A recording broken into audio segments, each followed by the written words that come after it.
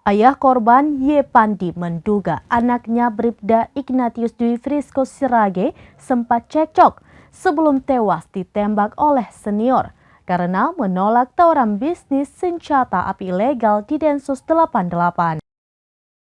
Ia mendapatkan informasi itu dari penyidik yang melakukan identifikasi kasus tersebut.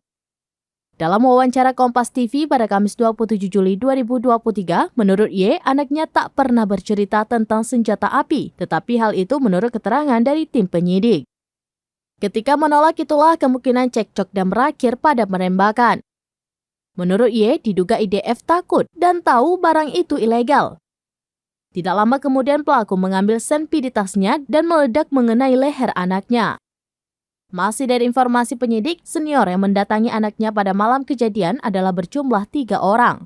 Keterangan tim penyidik Densus 88 bahwa ketika senior ini datang ke flatnya dan menawarkan senjata, barangkali terjadilah cekcok. Sampai saat ini, Y. Pandi belum mengetahui berapa tersangka yang telah ditetapkan dalam kasus memilukan ini. Anak Sekretaris Inspektorat Kabupaten Melawi ini disemayamkan pada Selasa 25 Juli 2023 di Rumah Duka, Nangapino, Kabupaten Melawi.